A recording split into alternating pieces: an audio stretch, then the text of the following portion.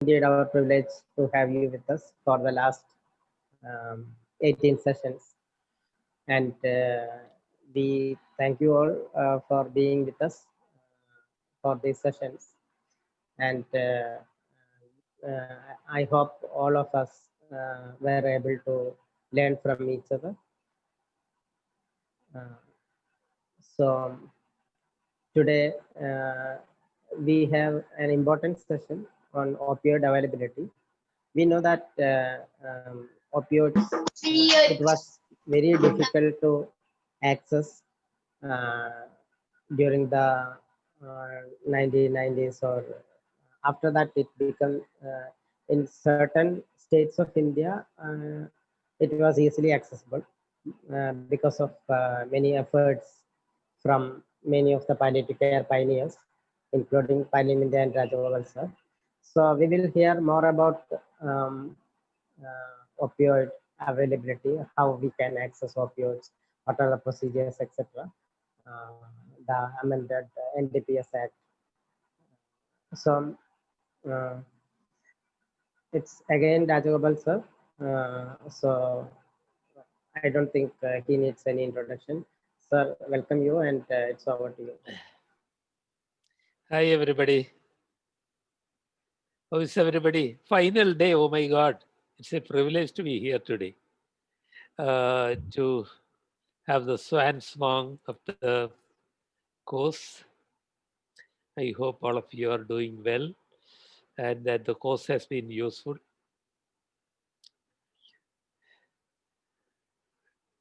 Can I ask you? We talked about it already. Just to recapitulate, what is your duty of care to the patient? As a doctor, what's your duty of care to the patient?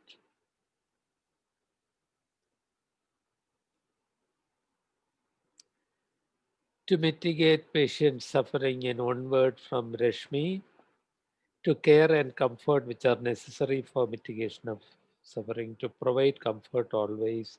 Yes. I mean, let us also have it understood that it includes the cure of the disease if it is possible to cure, not only to mitigate pain and suffering, to provide the best care, says Monch Santiago. Yes, that's your duty of care.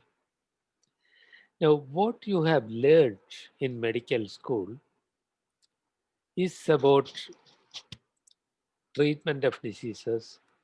You have learned about how to care and comfort also. If you have a patient rolling in pain, you know what to do now.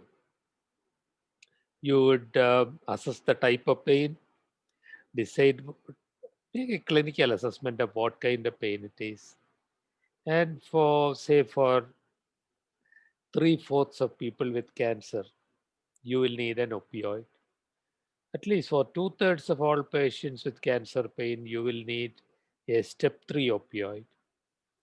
We have generally said that though you may use other opioids in specific situations, even today, morphine is the gold standard for pain relief. Whatever the medical representative talks about oxycodone or fentanyl, your gold standard is morphine. Okay. So you want to mitigate suffering. You know that you need morphine. The place that you are working in doesn't have morphine.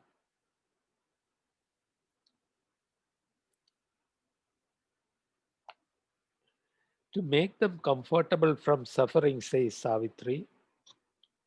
To provide the best care, Savan says. Relieve pain and suffering, says Edward, and so many others. Sorry, I'm not naming everyone. Good. But the hospital says we don't have morphine. What is your uh, action now? If you accept your responsibility as taking care of the pain and suffering, and I am there in front of you. Please relieve my pain. What will you say? Look, you will give me compassion. I know you are having severe pain. I wish I could relieve your pain, but our hospital does not have the morphine. Unfortunately, there's no city anywhere near you where you can have it. You will have to travel 200 kilometers to Jaipur. Is that what you will tell them? If you are forced to do that, will you continue to do the same thing for the rest of your life? Okay. What now I am saying is remembering your duty of care. I am going on to the next phase.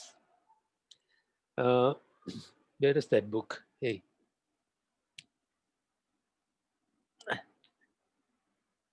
maybe I showed you this book on our first day. I don't remember. No? People have, how many people have read this book? Atul Gawande, Being Mortal. Raju, have you read this book? No, sir. Those who have not read it, I mean, Raju, I can secretly lend it to you, but I cannot afford to do it for everybody. Savitri, you have read it. Now, Atul Gawande, the person who wrote it, talks about citizen doctor. He feels we should all be citizen doctors. Citizen doctor goes beyond the diagnosis, cure, the pain evaluation, pain prescription, etc. And then I and you, I hope, will accept that if the morphine is not available, that's unfair. How can a hospital not have morphine? This is a gold standard for pain relief. How can a hospital not mitigate suffering? Then you accept the responsibility to do something about it. Then you are becoming a citizen doctor. The citizen doctor that Atul Gawande talks about. Raju, you have a master's degree in engineering. You have been an educationist now for a year, but you are also a citizen. You are a citizen technologist, not just a technologist. You are a citizen educator, not only an educator. So each one of us, I am saying, has this responsibility. As Vanj says, we should advocate for the availability of opioids. So you apply for it, you ask the hospital pharmacy, they will say, they will let us see. You go to the hospital superintendent, okay, we'll see. After 1 month, you are where you are started, you go back to them. They say, no, no, it's not available. Uh, your job doesn't stop there. They will tell you this because in India, more than 96% of hospitals do not have access to oral opioids, oral morphine. It is likely to happen in other low income and low middle income countries also. It happens all over the Gulf countries, even though they are affluent. Even yesterday, a nurse from UAE was saying, listen, we can't even get tramadol. So, what we are going to learn about after now that you have accepted, I hope, your responsibility to be a citizen doctor and do the best to make it available. When the hospital pharmacy or the hospital superintendent says, no, no, it's not possible. I have inquired, we can't have it. The rules do not allow it. You are now going to learn what to tell them to understand the process so that we are able to make it available. Does anybody of the participants from India know where the morphine comes from? Vanges, Philippines also. Okay. In India, Sorry? India is the largest exporter of their medical morphine, sir. So where does it come from? Where do we get it? Sir, states like, I think, Uttar Pradesh, Rajasthan. Is it correct, sir? Rajasthan.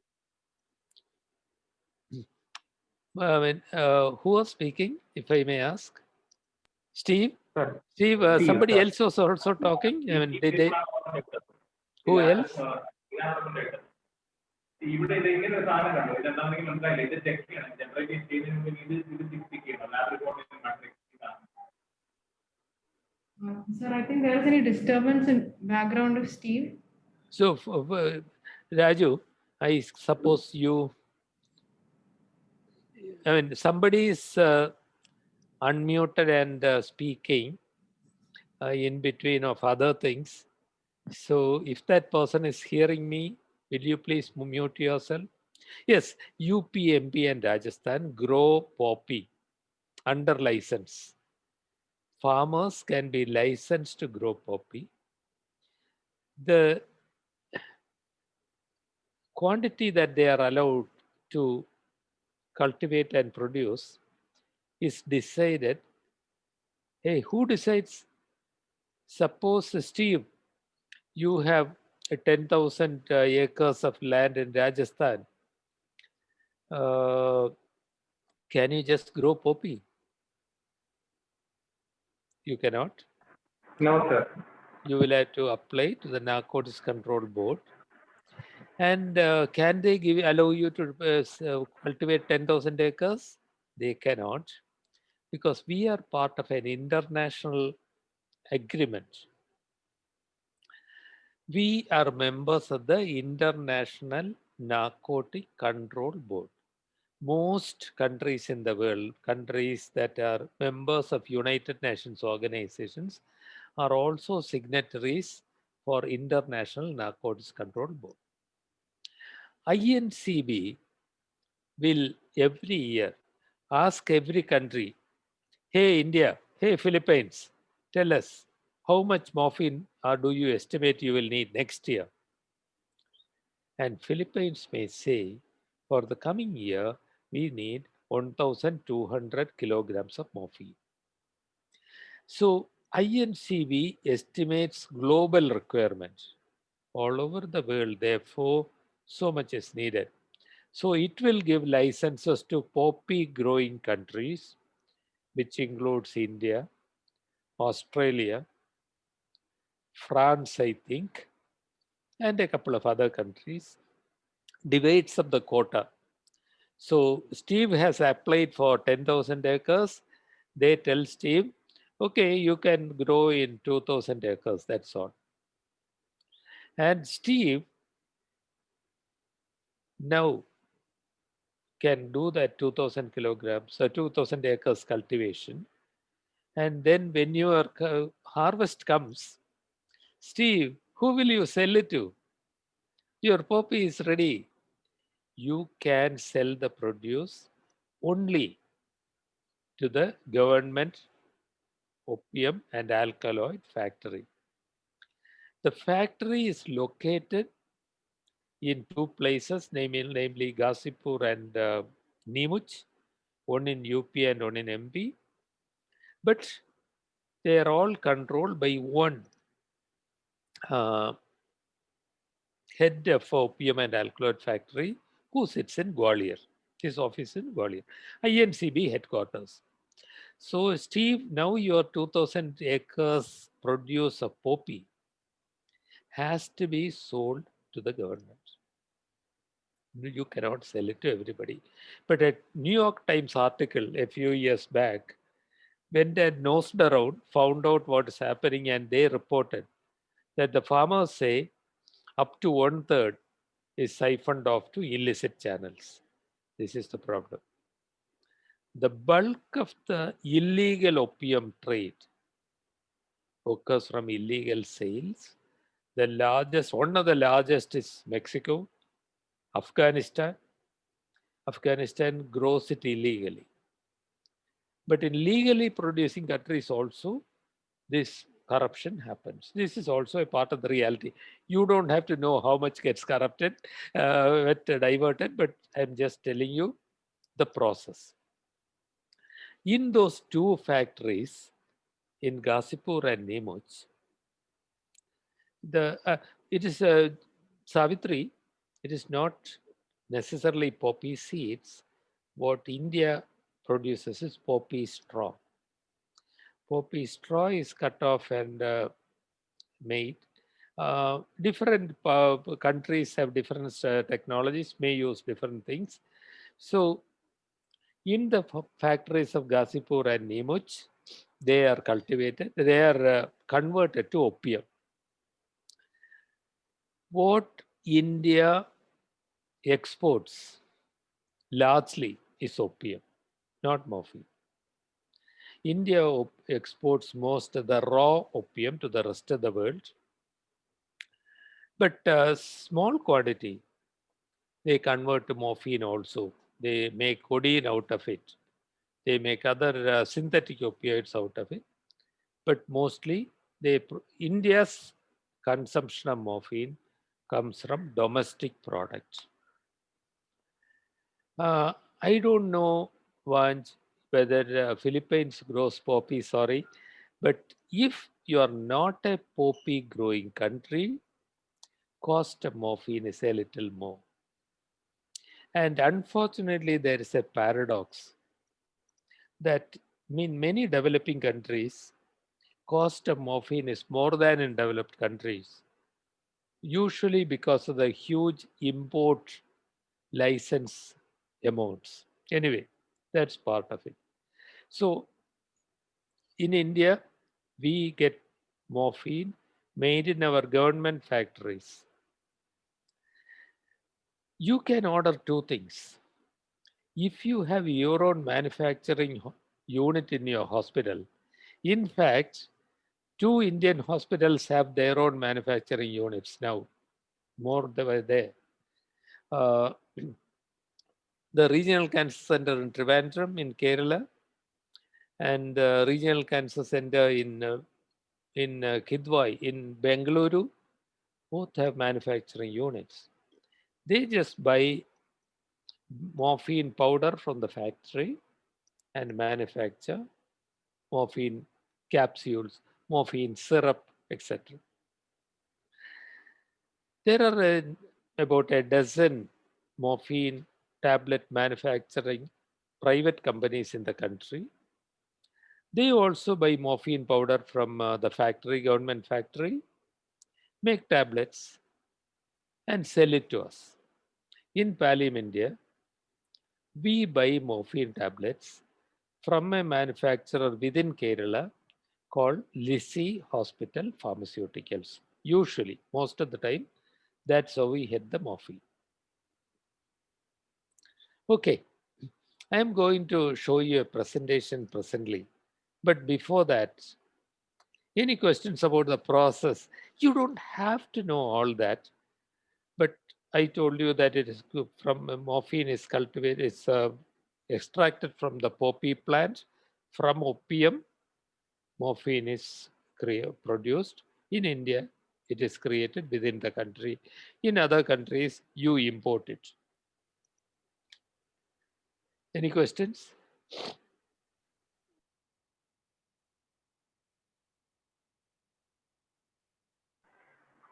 Sir, sir, we recently, I am in Chhattisgarh state.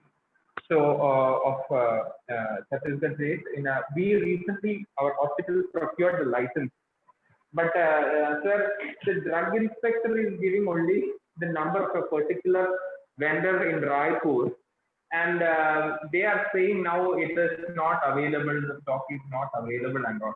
So can we overshoot the drug inspector and get it from somewhere else? Is it wise? Steve, we will come to Ah, your question later. Let me explain the okay, process and then we will come to that question. okay. Remind me.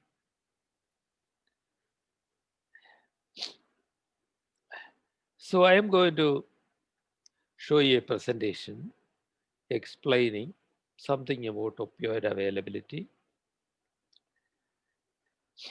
You see the two graphs. The graph. The WHO's analgesic ladder was created by WHO in 1986.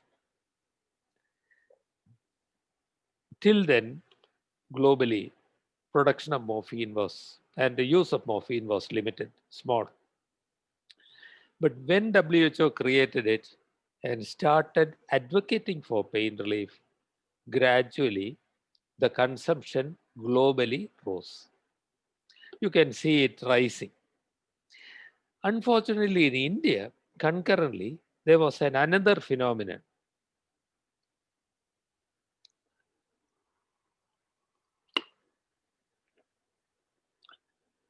This is during the same time frame.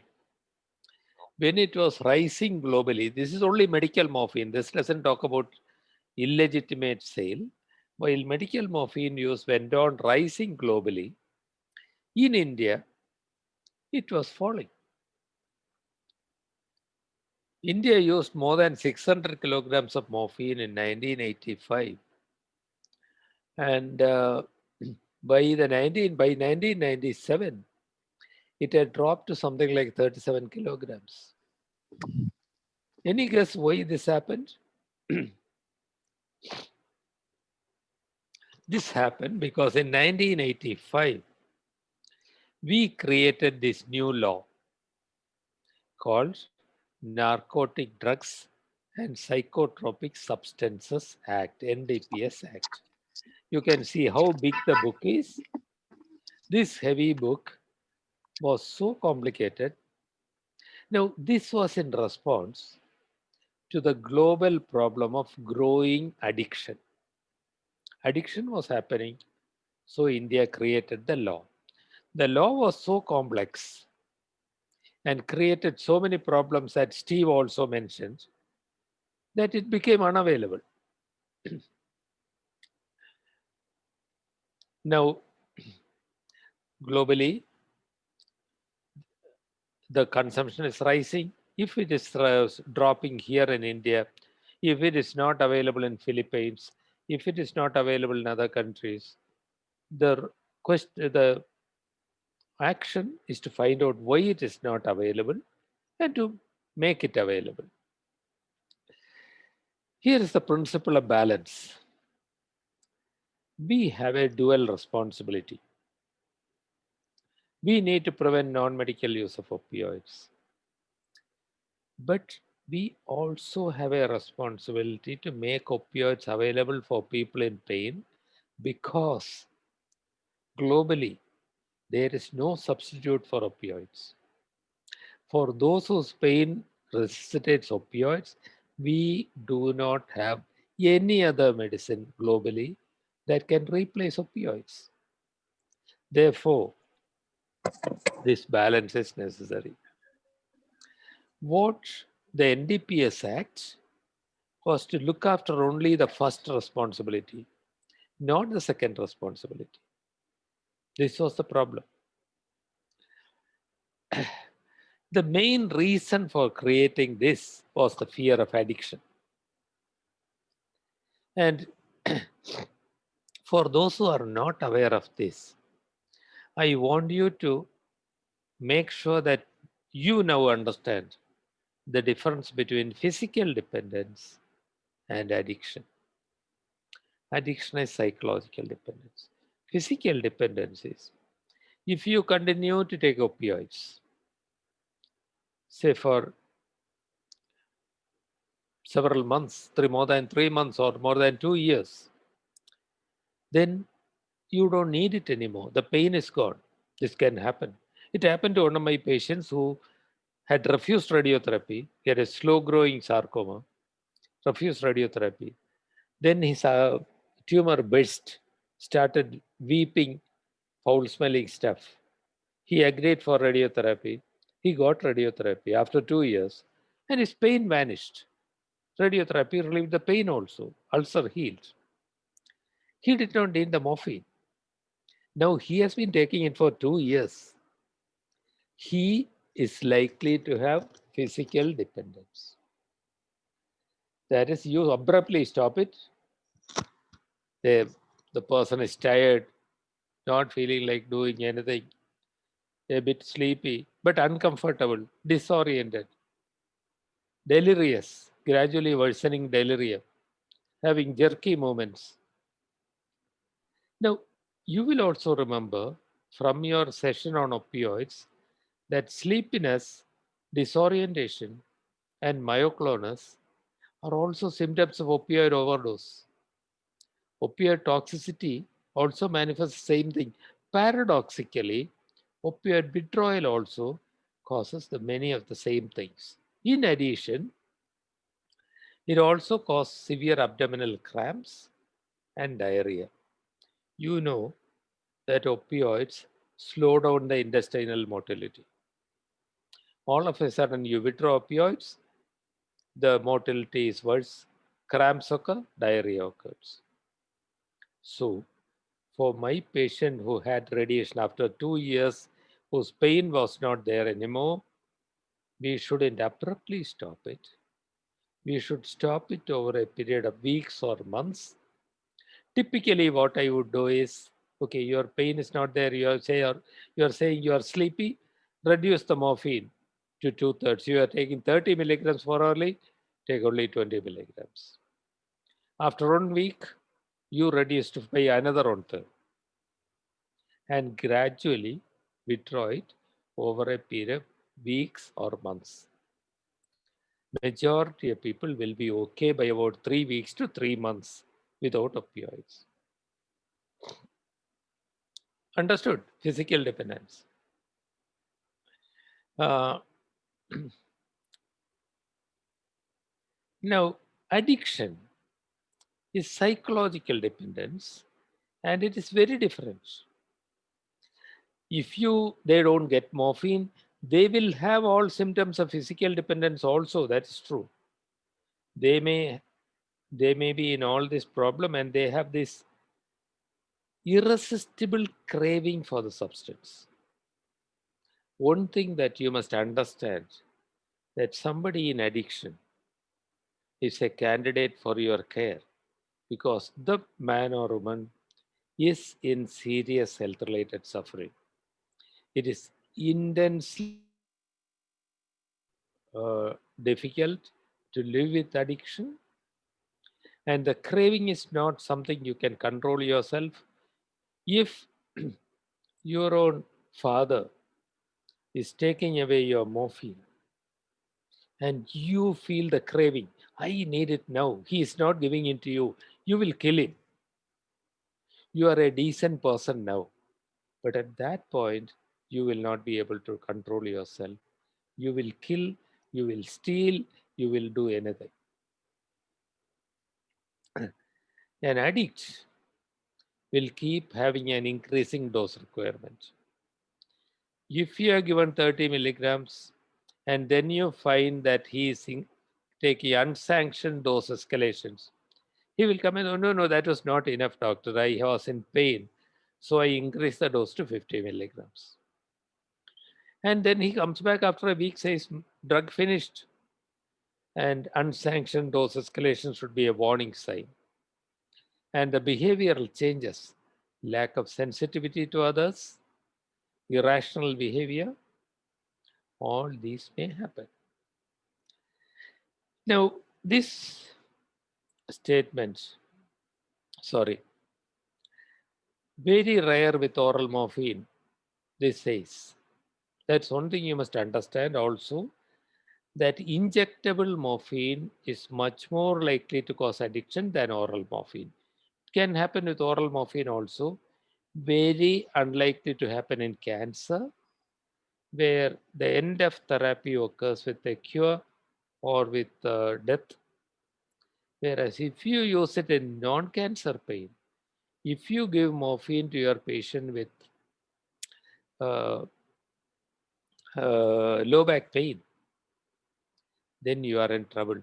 Sunil and I were talking about one of our patients with several vague kinds of pain and diabetic neuropathy, who now is getting pain relief only with tramadol. Warning sign. I don't want that to continue. She is in trouble. We should intervene.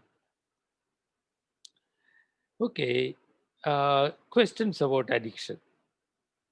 Questions only about addiction at this stage. Anything else we'll deal with later.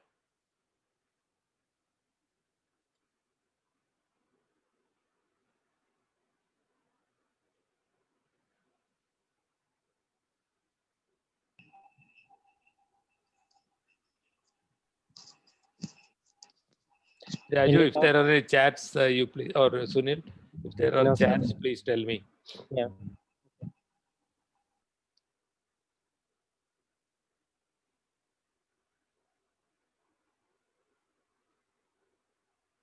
No, let me take the questions. Any questions? Hello, sir. This is Ravindra Bharati. Yes, Ravindra. Some patients with cancer or other like diabetic neuropathy used to take alcohol as a painkiller actually, and he's also addicted to that kind of drugs actually.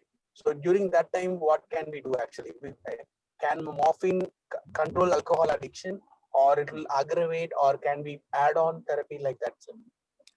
You cannot, you should not Yes, sir. use morphine in that situation. He already has a problem. Yes, sir. He already has an addiction to Yes, sir. alcohol.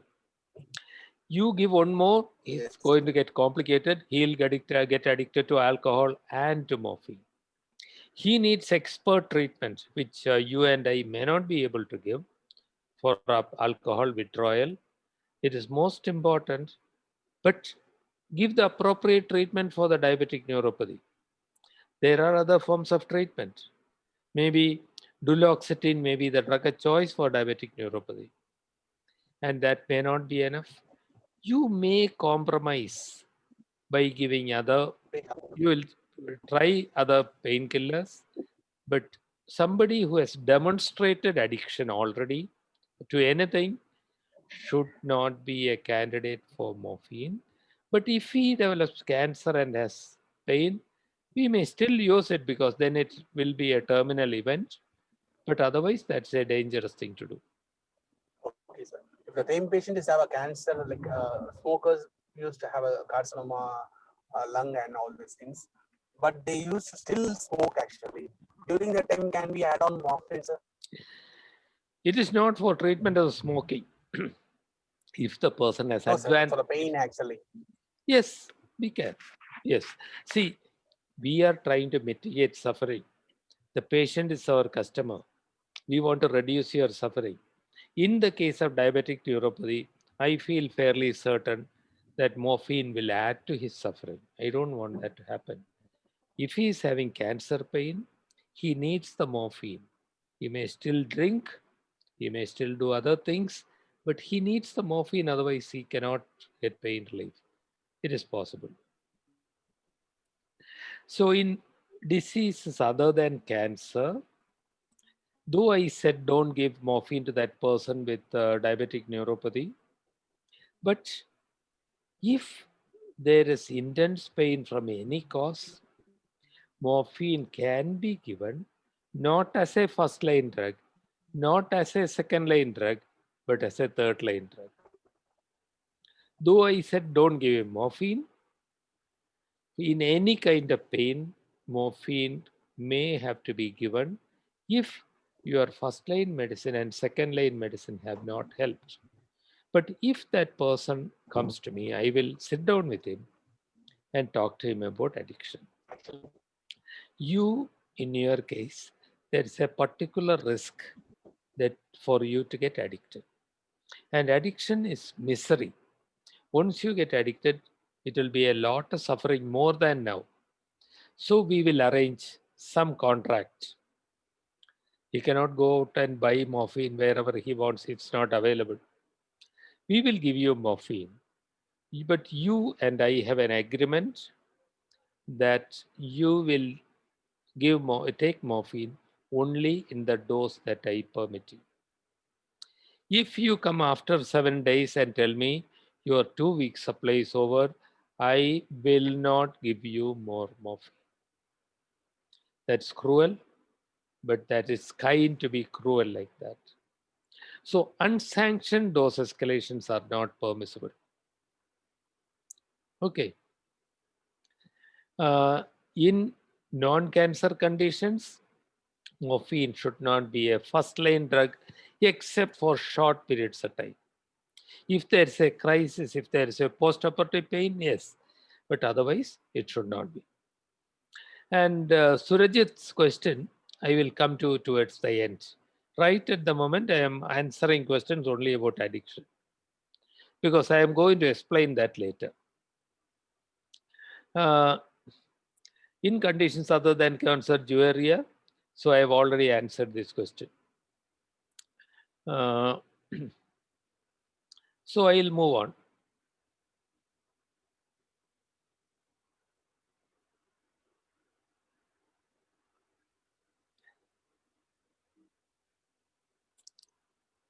We in Kerala, this was published in the Lancet. We actually followed up in our unit in Calicut. sorry. You must have felt like an explosion.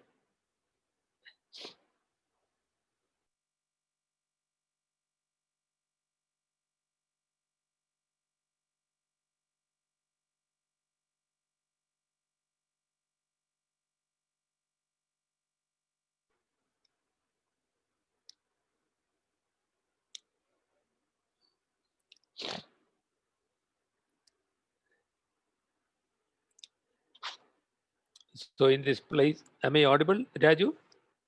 Yes, sir, you are. In the place I was working at that time in Calicut, for over a 2-year period, we studied every patient, documented and followed up. Of course, as we do now, the whole team did the same documentation. If there were 5 tablets missing on one day, we were exploring that. It happens. I mean, it happens because sometimes tablets get powdered. Sometimes somebody makes a mistake while counting. Happens, but it is investigated. It's not left alone. And we could demonstrate that over a 2-year period, we could use morphine for use in the patient's home. Patients given home treatment, sent home with morphine for usually for 2 weeks, and we could use it without diversion. In the state of Kerala now, more than 170 institutions stock and dispense morphine, even in small villages and towns. And in the last quarter of a century, I am not aware of even a single significant diversion. There has been no scandals, no cases. That happens because we are pretty rigorous. We won't use too complicated things, but simple documentation and precautions we will not compromise on. I'll skip that because I have been spending too much of time. And I wanted to tell you that, as Sunil said, a lot of people work together. And it took us 19 years to get the parliament to change the law. But in 2014, the law was changed. For one thing, the new law includes ensuring medical and scientific use as the purpose of the amendment. Earlier, the law was only to prevent abuse. Now the law is made also to ensure medical and scientific use. They have created a section, a group of medicines, which they call essential narcotic drugs. That's a legal term, not a scientific term that I would like. Narcotics are not a very descriptive, nice term, but they have created a class of drugs called essential narcotic drugs, ENDs. Current list of ENDs include morphine, fentanyl, and methadone. Not only oral, any formulation. Morphine, fentanyl, and methadone according to the amended law, are called essential narcotic drugs. My apologies to doctors from Philippines and other countries. Right now, I am talking only about the Indian law. I'm sorry, I don't know the law in your country. But what I am saying is relevant to you because similar understanding of your law is necessary by you. Because unless you know the law of the land, you cannot advocate for change because others are not going to do it for you. We studied the law because we had to. You don't know itself. Okay, go to a college professor in the law. Go to a couple of lawyers, citizen lawyers with a social commitment. Say, look, I need to learn about this law. Help me. We can't do everything ourselves. Build bridges, have collaboration. Okay, essential narcotic drugs in India. That's only a term in India. Till then, till 2014 law, every state had its own rules. The rules in my state of Kerala was very different from that in Tamil Nadu or Karnataka, or from Jammu and Kashmir or Assam or UP. We all had very variable laws. Now, the states cannot make their own rules. Okay, your drug controller may not even know this sometimes. This is why we must know this. Your state government no longer has the right or power to change the rules. The whole country now has one law and one rule. Whereas it varied from state to state, several agencies like drug controller, excise, health service, director of health services, many people were involved in the process earlier.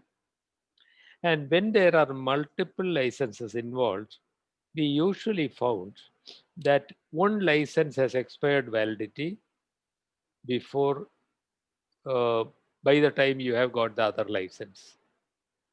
I mean, what? It's a cruel joke.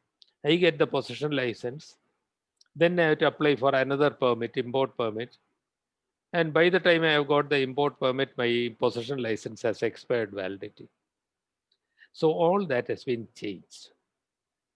In our country of 1.3 billion people, now the whole country has the same rules. Multiple agencies are away. Excise has nothing to do. Excise still has the right to come and inspect you. Just as they have the right to go to an illicit manufacturer of alcohol, anybody can come and search you, police also can come. But in the licensing process, the state drug controller is the only responsible officer.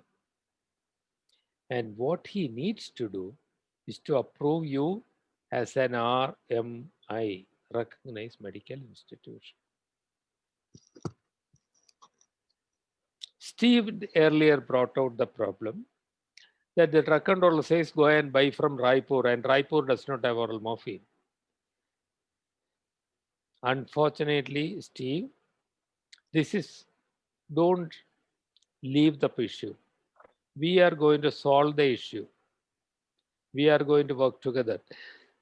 I'll later on come to more details about what we can do together. But the drug controller did that because he doesn't know the current law. He doesn't understand it. And therefore, in countries like us, where the law doesn't automatically get translated to action and practice, we have to now act as advocates to ensure implementation of the NDPS Act. But changing the law alone is not of use. Steve, you will also find that after all the efforts, when you have finally got the morphine, you give it to 3 patients, all of a sudden you will have the professor of medicine, head of department of medicine calling, hey Steve, come here. What have you done? Morphine. Morphine. You are changing you are making an addict of my patient. Never ever say the morphine word here. Stop doing it. And in my own city, for no reason at all, a hospital authority brought out a rule saying that here nobody gets more than 10 milligram of morphine per dose. So, because people do not know, you and I will have to work together, all of us will have to work together to ensure that our colleagues also get educated. And preferably, your state also should have a palliative care policy, because very often, when others are not willing to listen, your health secretary or director of education may be willing to listen to you, and their involvement may help to solve the problem.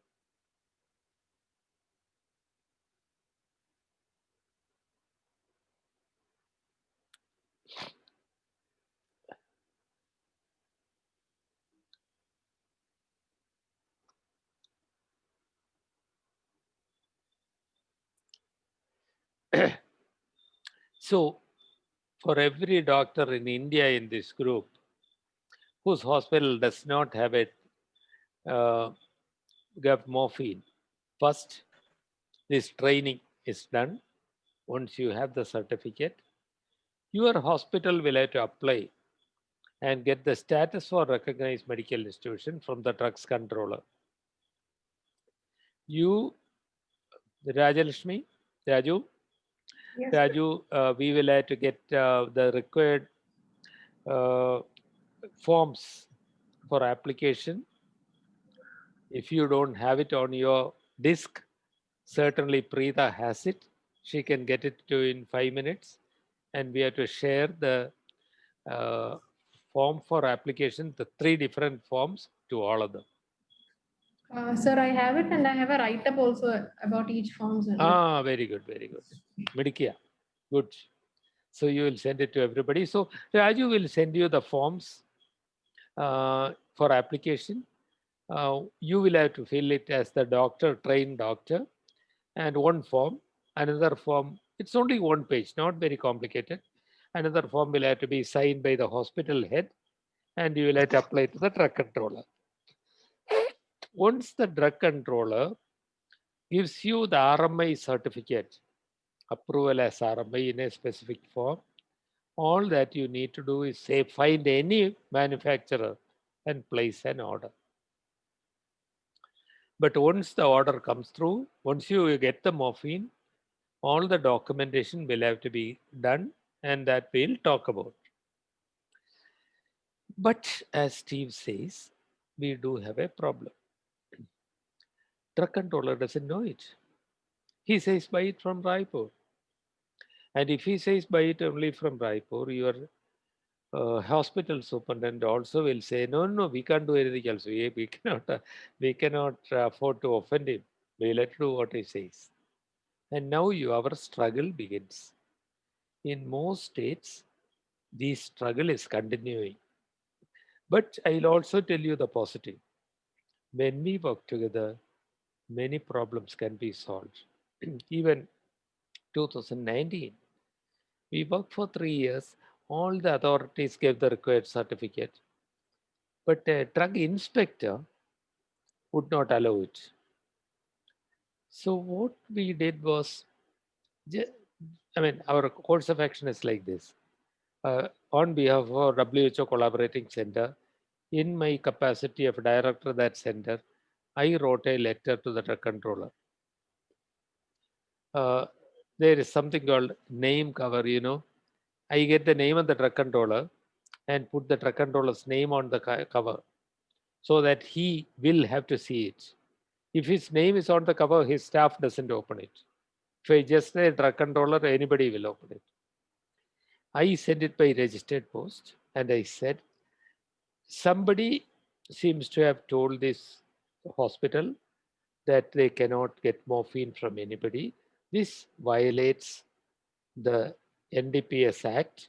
The law of the land is being violated. Maybe it came out of a misperception, Please do the needful. In a week, the problem was rectified. It may not be so simple in every state. There may be problems, but don't give up.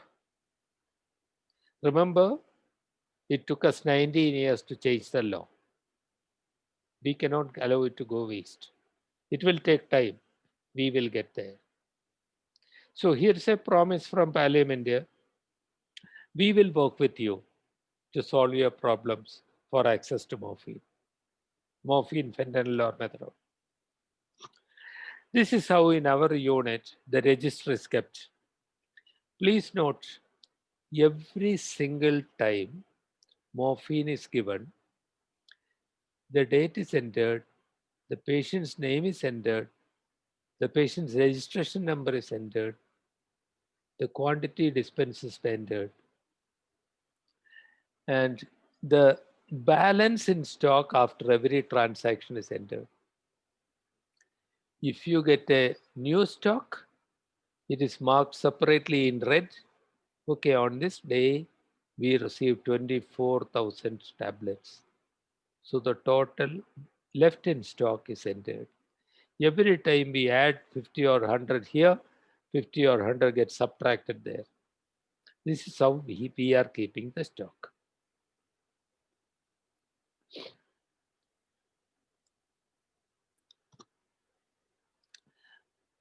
And I'll happily come back to this register or other things later if necessary.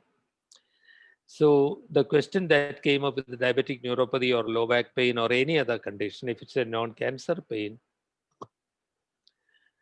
it may be necessary to give the morphine. And actually I saw this, remember this child who had convulsions and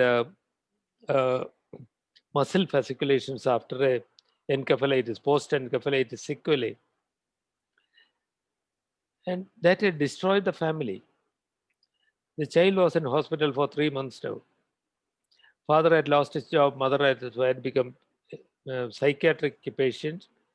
And this child had to look after the child because the mother was not functional. And the father later confided to me that he was actually thinking of suicide. So in answer to your question about non-cancer pain, there will be many situations where morphine is still required. This child was given morphine. This tiny child of 1.5 years old was given 2.5 milligrams of morphine uh, 4 hourly. The child lived for another 3 months, reasonably pain-free, and died. Our social worker called the employer of the patient. I'm saying that we are not only doing morphine. What's our purpose? It's quality of life. I am trying to get you to bring you back to the broader picture of palliative care. The man had lost his job in his factory.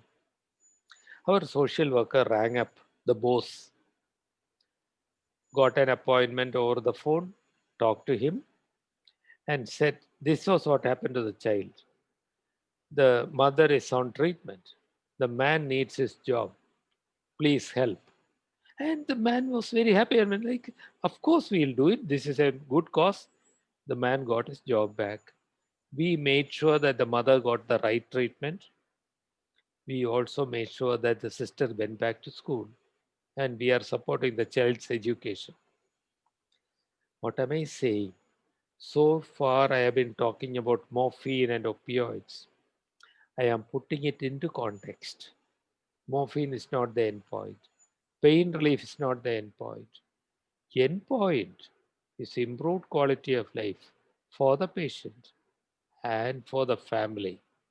It means it is pain relief, control of other symptoms, but also social, emotional, and spiritual well-being. So our intervention included the getting the father's making a recommendation for the father, getting a treatment for the mother for psychiatric illness, and supporting the education of the elder sister. So in non-cancer pain also, opioids may be necessary for the long term also. It is not a first line drug, but when nothing else helps, it must be used. We will have to make the patient aware of the chance of addiction. The patient has to know you are at risk of addiction. Therefore, unsanctioned dose escalations cannot be done. You and I have the contract. If you come and cry and say after 1 week that I have exhausted it all, we will not give you more. Sometimes it is cruel to be kind. It is kind to be cruel. You must also know that methadone is an alternative, inexpensive opioid in our country. Many patients who do not tolerate morphine, you know that a good percentage of patients do not tolerate morphine, get neurotoxicity. Many of them will do well with methadone. Our Dr. Sunil Kumar is an expert on this. It has some action on neuropathic pain also, but margin of safety is less. We can use it safely. When Raju shares with you the presentation, please take a note of this link. This is a special issue of Indian Journal of Palliative Care, whole issue devoted to methadone. And I would strongly implore you, first get access to morphine, use it, but then get methadone also, because your patients need it also.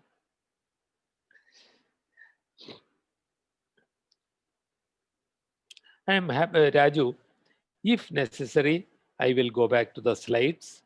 So please leave me free to share the slides if necessary.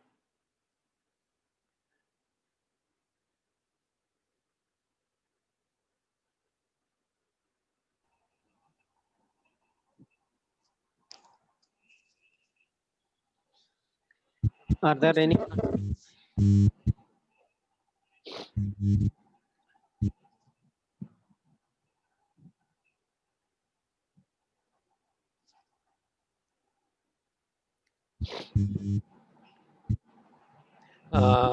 Steve, Sir, there are some chat questions. yes. So I think you have answered, but still, can we write and prescribe morphine, fentanyl? What are the procedures? Do we need any license to prescribe? Without license, can we prescribe morphine? According to the law, you don't need a license to prescribe morphine. But most drug controllers do not allow pharmacies to stock it and give it. In Delhi, in Ahmedabad, in Hyderabad, maybe a couple of other cities, 1 or 2 pharmacies have been allowed to stock morphine. And if you go with a legal duplicate prescription with your seal and a number, they may get it. But according to the law rules, so I mean, except for those few pharmacies, public pharmacies, mostly morphine is bought by the hospital, recognized medical institution. So you prescribing it and the pharmacy giving it in your hospital is the pharmacy hospital's decision. Generally, I would recommend that only people, doctors who have gone through a basic training should be allowed to use morphine in your hospital. That is, when you are taking the effort to make morphine available, uh, you should also bring in the rules that only doctors with training should be allowed to use it. Because if not, you will run into problems. You will cause more you will cause more problems than good. Sir, it is Dr. Surajit Giri from Assam. Yes, Hello, Surajit. sir. Yes, sir. Supposed to get this to recognize the medical institute, and you said that we should be a trained doctor. So after completing this course, can we send as a doctors? Uh, so what you should do is send a box of chocolates to Raju so that she gives you the course pass certificates. She always takes a bribe before giving the certificate, don't you, Raju? Once you have the certificate, you include a copy and apply to the drug controller in the forms that Raju will give you. Same forms. Okay, sir. That is the process. And of course, your head of institution will have to sign the form. And then the drug controller is supposed to give you the RMI, give you the approval or rejection within 2 months. The law doesn't say what training is acceptable and not. So your certificate should be okay and you should apply. If somebody creates an objection, then we will work together. Whenever you have a problem with morphine access or opioid access, please ask us. We are here to make that change. If all this effort was bent into changing the law, we will have to continue to work to make sure that the law is implemented. So Okay, that's sir. a question. Thank you, Surajit. Sir, That's another a, question. yes, Sir, yes, Surajit. Yes, Surajit. we are, as an anesthesiologist, we are also prescribing the fentanyl, especially for spinal anesthesia or general anesthesia. So what we do, we bring the fentanyl, suppose 100 numbers, and we took this fentanyl in the operating theater itself under guidance of me, and we maintain all registers, including the ampoules. So whether I'm doing the right thing or this is the wrong thing. No law says that morphine has to be kept in a particular place. It Okay. has to be kept safely. If you keep it in the operation theater, you are taking the responsibility to keep it safe. In my institution, I am the authorized doctor to keep it. I give it to the pharmacy. I know that Sunil will look after it. The pharmacist will look after it. But then still it's my responsibility. That's the only thing. Surajit, nobody says where it should be. But let me ask you, that means when they need it for post-op pain relief in the wards, they will not have access to it? Yeah, sir. That's bad, They isn't it? do not have any. Yeah, sir. That's Definitely bad. bad. So the Definitely ideal bad. thing would be for the hospital system to have the medicine. You may still be in charge, but people who need it for pain relief will have access to it. Till you have established that safe system, you will have to continue this. But that I believe is something that you should gradually change. Okay, sir. Thank you, sir. Okay. Neelim asks, do you slowly withdraw morphine and then substitute with another drug for withdrawal? If there is physical dependence or addiction and you want to withdraw the medicine, you gradually reduce the morphine, Nelima. In the beginning, you don't change it.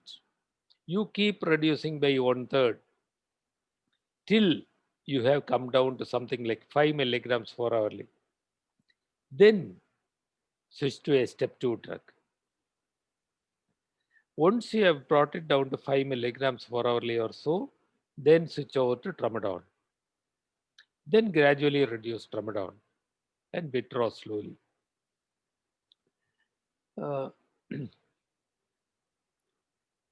so other diseases I have already answered.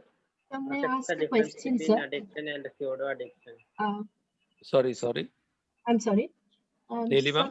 Yes, sir. May I ask a question secondary to that, sir? Yeah. Sir, we suppose the patient is on morphine because the other second line drug or whatever was not working. That's why he's gone up to morphine. But unfortunately, he's become addicted also to it. I mean, he needs the morphine, but he's become addicted.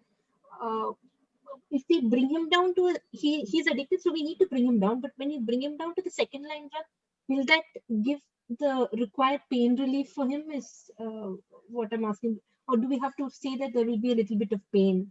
We have to tell him that we are bringing it down because it has come down, but you may have a little bit of pain. Nelima, first thing, Yes, you sir. decide whether this is physical dependence or addiction. Okay. What you are talking about may be just physical dependence. Okay. If it is addiction, there is unsanctioned doses and escalation of dose. Uh-huh. So that's another thing. But here, if the man needs it for pain, you should give it. You don't withdraw it, you don't reduce the dose.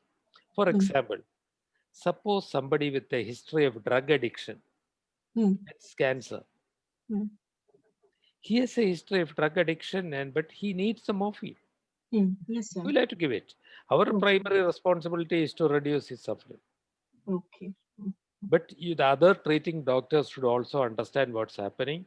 He shouldn't go from one doctor to another and get morphine from 3 different sources. That's the only thing. Okay, sir. Okay. So Thank you. what is the difference between addiction and pseudo addiction? Good question. Who asked that?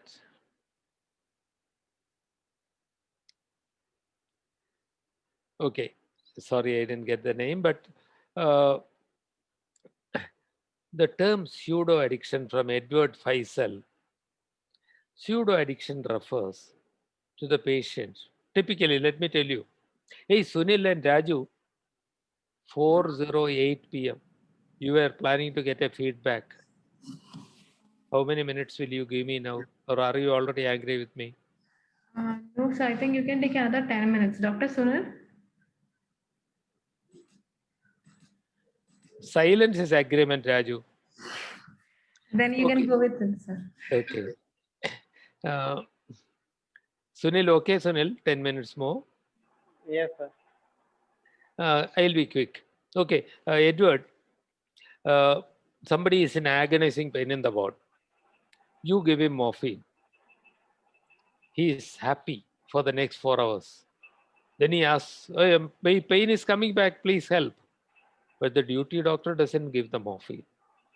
The man continues in morphine with pain all through the night. In the morning, he sees you, Edward. Hey, doctor, doctor, please come. Please come, please come. Give me that morphine. Give me that morphine now. I desperately need it. Everybody else around you is thinking that he is an addict. The man is pleading for pain relief.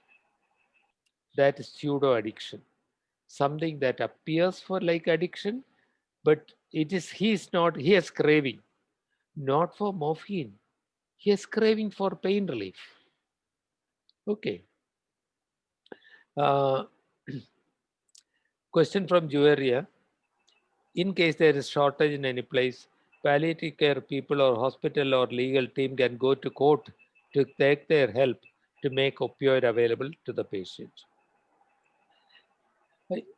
Jueria, yes. But remember, how long will the court take? Long time. Will a hospital support you? So we actually went to Supreme Court, in 2006. Our organization went to the Supreme Court filing a case to improve opioid availability. They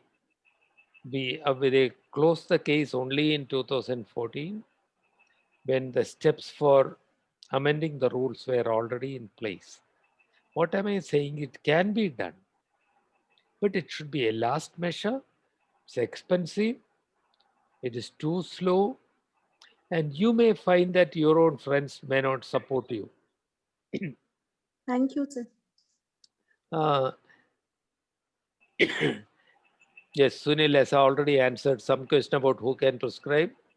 Sir, there is another question. In India, who can prescribe morphine injection? In Indonesia, most of the prescription by anesthesiology surgeons. Can certificate from Palliative used in Indonesia for my privilege in managing pain by injectable opioids?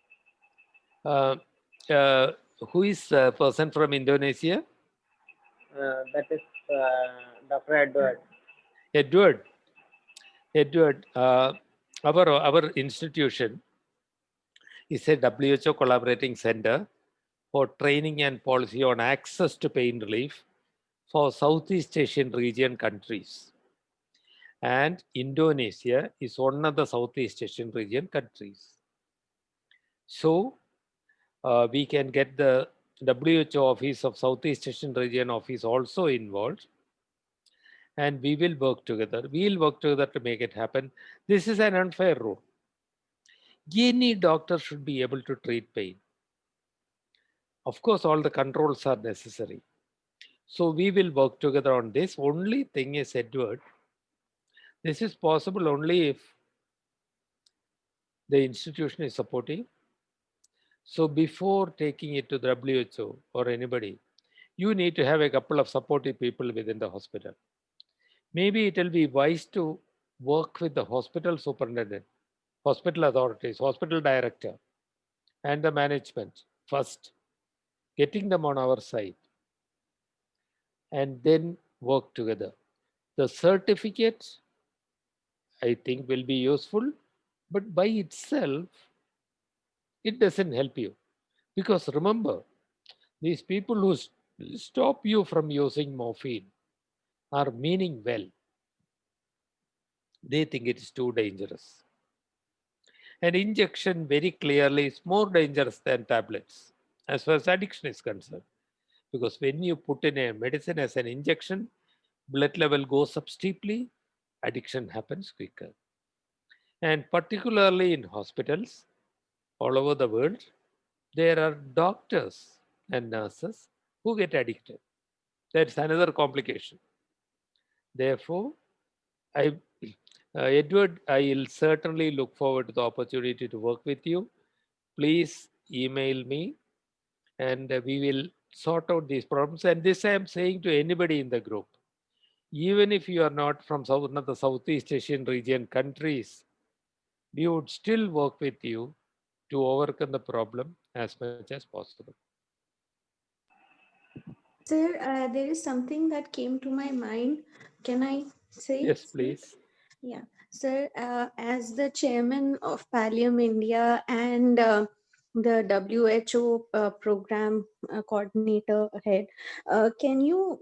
I feel Indian courts, like you said, they take time. So, like so many other clauses that are recently added, cannot the medical conditions come under fast track? Like because the patient needs the medicine, and that should be if it's a life situation, I think they should be, yeah, taken into Yeah, consideration. yeah. It would be nice if that could be done, isn't it? Uh, but listen, with our court case, I told you we took Okay. 8 years for conclusion of the course of the litigation. So that's not easy. I'm not saying it is not possible, but if we raise some voices, that's not effective.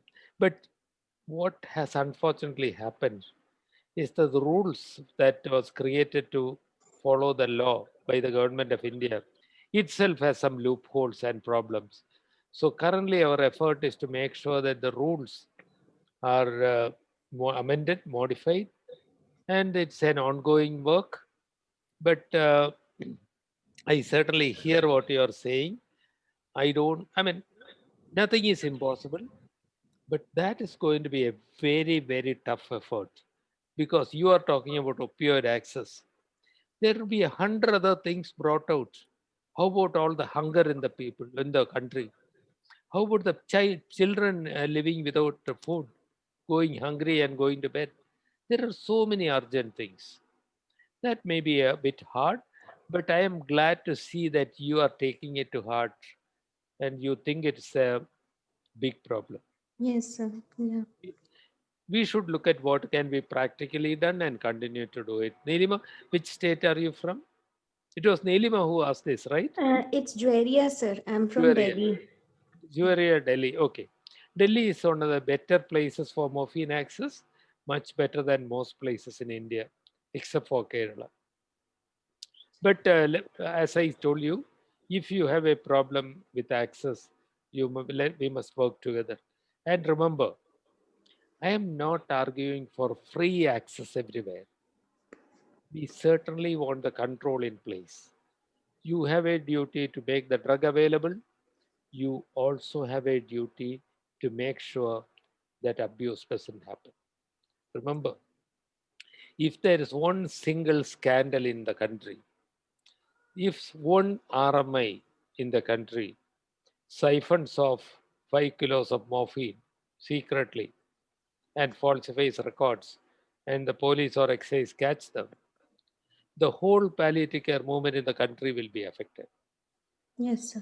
We have to ensure responsible prescriptions, responsible documentation also. Thank you, sir. Thank you so much.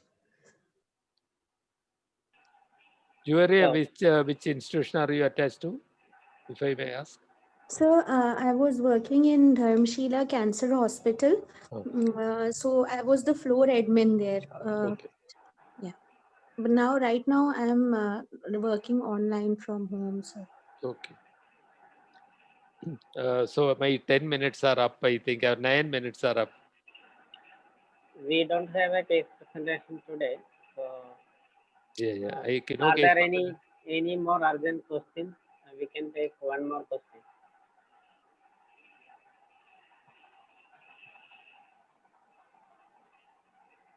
Dr. Uma, yeah, Dr.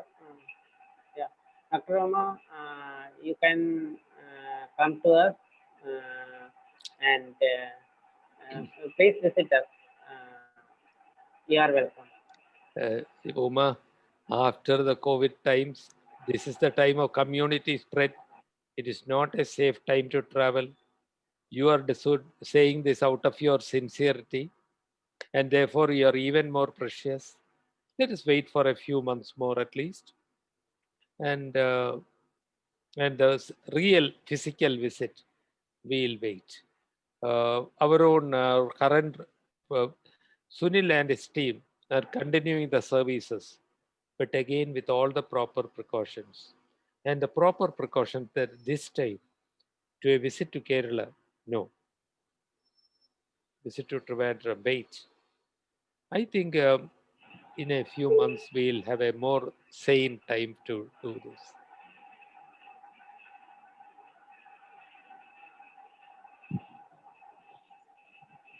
Any more questions?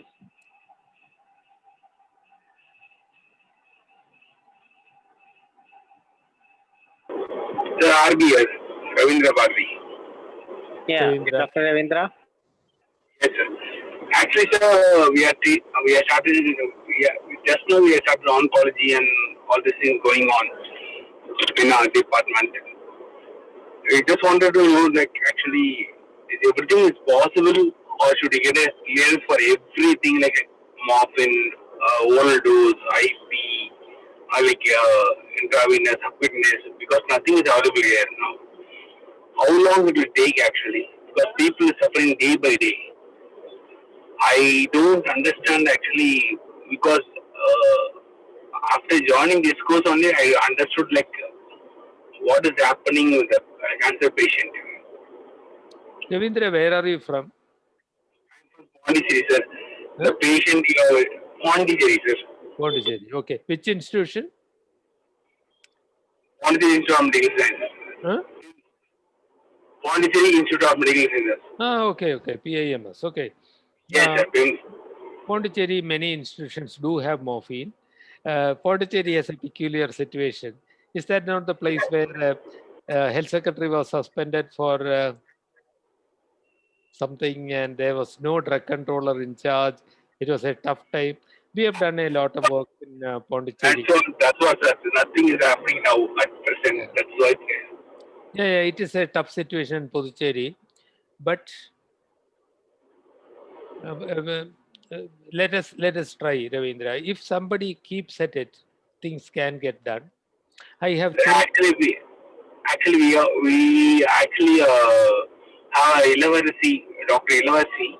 He's oncologist of AIMS. She has finished. She joined newly, but now she's very difficulty because of pain management, morphine not available and all this. Ravindra, we have to make it available. I have twice personally met the Lieutenant Governor also, and each time she promised support. There are ways of getting things done. It will not be easy, but let me tell you, it doesn't have to be easy. If something needs to be done, even if it is difficult, we must do it. we will certainly work together on this. Only thing is, Ravindra. As you said, we will work together, sir. Sir, I'm actually very grateful to you, sir. Thank you so much, sir. I don't know how to express. Actually, very grateful, sir. Seriously.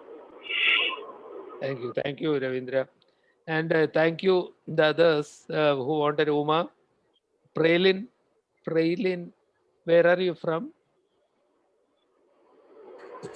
Sir, Uttar Pradesh, sir. Okay. Uttar Pradesh is so difficult, isn't it? We must do it. Yes, Prailin, Sunil, we now have a champion in Uttar Pradesh. Very okay, good. sir. Yes, Jueria, Prailin, most welcome to Trivandrum. We will see you someday. Karpaga, yes, you are in Hrishikesh. You are in Ganga Prem. Very good. We'll see you. Brenda Ward has personally visited us here. So we will, I look forward to meeting you, Karpaga. Sunil, you wanted to do a feedback session and we have only 7 minutes left. I'm so